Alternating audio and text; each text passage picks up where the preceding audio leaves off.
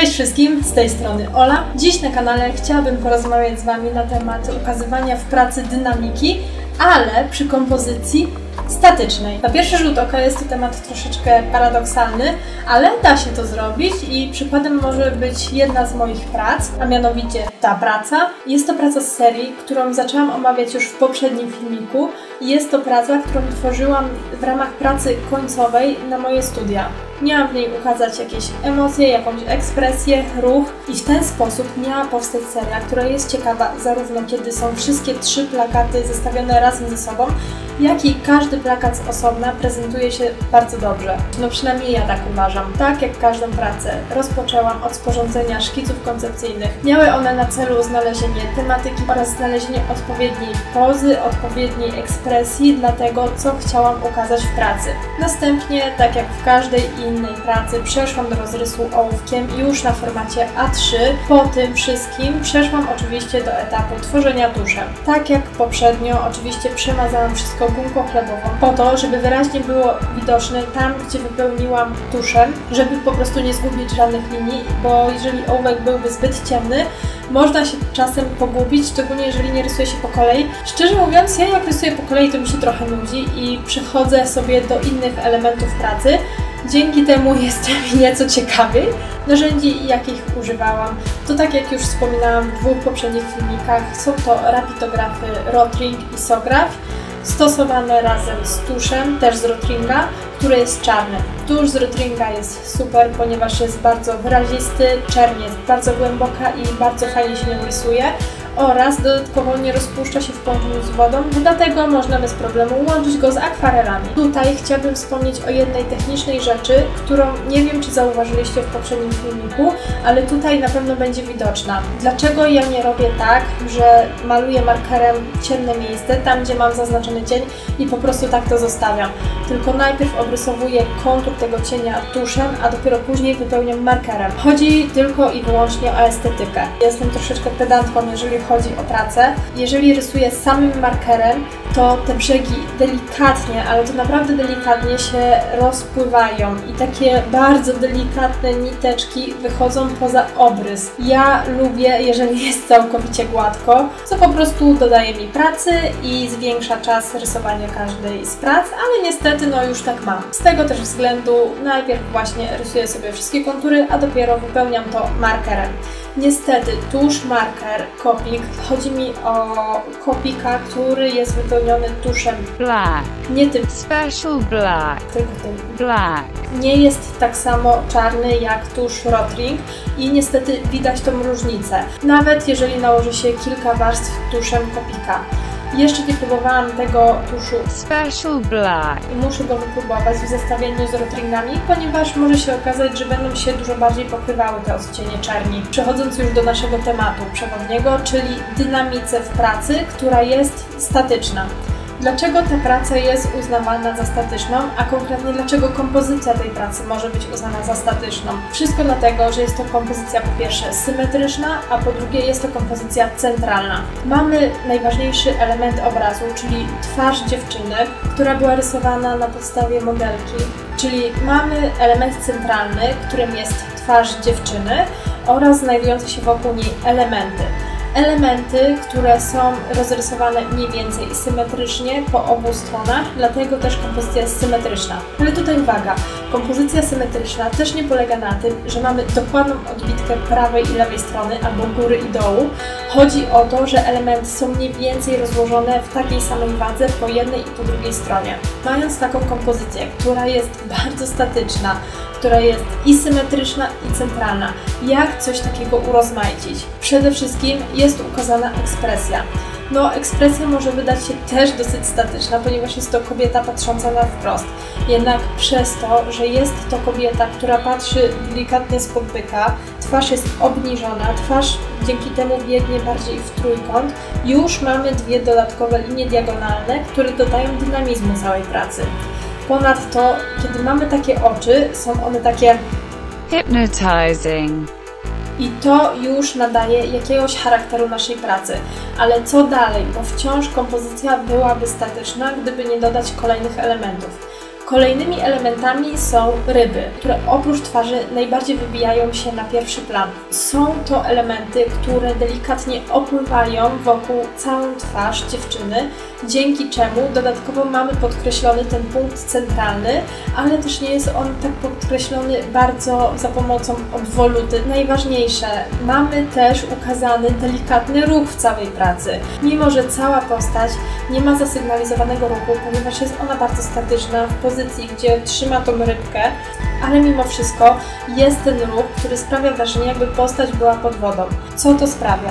Przede wszystkim ryby, które już sygnalizują nam jakiś ruch, ponieważ rzadko kiedy się widzi rybę w miejscu. Ryby zawsze pływają, więc to jest pierwszy sygnał, że na pracy może znajdować się ruch. Druga rzecz są to bąbelki. Bąbelki, które też nigdy nie stoją pod wodą w miejscu. Są to elementy, które zawsze się poruszają, ponieważ jest to powietrze, które po prostu wypływa na wierzch, więc zawsze dążą do góry. Dlatego mamy tutaj linie wertykalne, które podążają od dołu do góry, nadając nam kolejne wrażenie ruchu. Trzecim i ostatnim elementem nadającym nam wrażenie ruchu są włosy. Włosy dziewczyny, które od razu sprawiają wrażenie, jakby znajdowały się pod wodą. Dzięki temu, że są to fale delikatne i takie przechodzące, przenikające się nawzajem, widać tak jakby ona znajdowała się pod wodą i jakby ta woda delikatnie falowała jej włosy. Podsumowując, czy taka statyczna z pozoru praca może być ciekawa? Oczywiście, że może być. Wszystko zależy od tego, jak pokażemy różne detale. Czy zasygnalizują nam one jakieś kierunki, jakiś ruch, jakąś dynamikę, mimo że z pozoru praca wydaje się nieruchoma. Tak jak tutaj mamy dziewczynę, która nie wykonuje żadnego ruchu, która widocznie jest w pozycji statycznej, natomiast mamy elementy w koło, które nadają nam tego dynamizmu. Nawet same włosy dziewczyny już go nadają.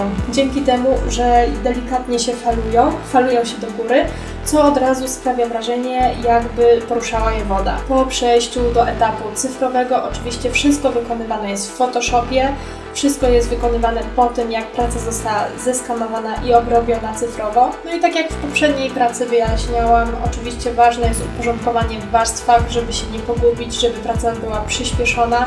Wszystko dokładnie opiszę w innym filmiku, który planuję zrobić, w którym opiszę dokładnie, jak fajnie organizować sobie warstwy i jak ogólnie koloruję pracę tego typu. Tak jak wspominałam poprzednio, ja koloruję kanciasto, bo tak po prostu lubię.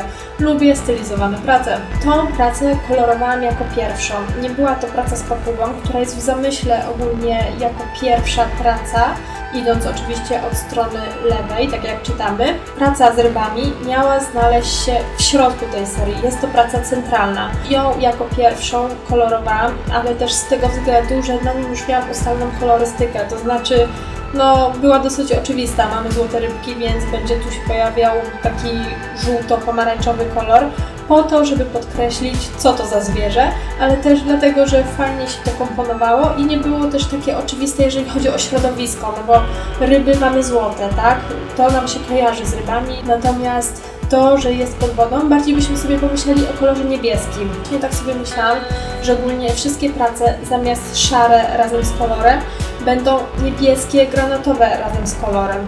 Jednak kiedy zaczęłam to kolorować, to mi się wydawało takie zbyt kolorowe.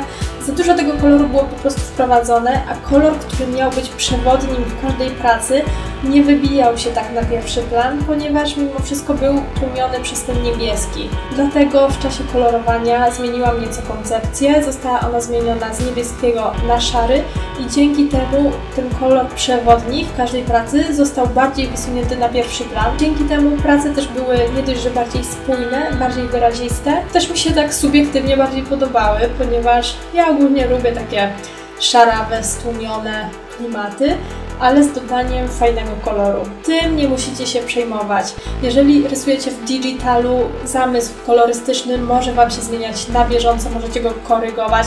Ja tak często mam, że w głowie coś mi wygląda super, jestem z tego bardzo zadowolona, mam taki zawsze plan, że taki rysunek odwalę, a później jak zaczynam to robić, to już te kolory takie nie są super na papierze. Dlatego warto sobie to korygować na bieżąco, a nawet jeżeli praca już będzie gotowa, ja często nadaję sobie różne efekty barwne, dzięki którym właśnie praca staje się bardziej żywa, bardziej wyrazista nie jest taka bardzo mdła.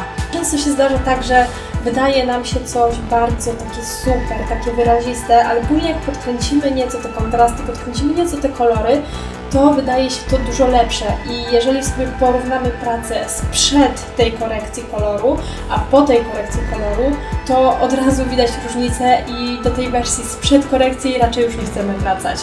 Taka korekcja jest bardzo ważna w Digitalu. Oczywiście nie jest konieczna, ale jeżeli mamy poczucie, że czegoś pracy brakuje, właśnie warto nadać takiej korekcji naszej pracy. To jest przewaga Digitalu nad technikami tradycyjnymi, bo w tradycyjnych technikach, tak jak narysowaliśmy, tak niestety już musi zostać.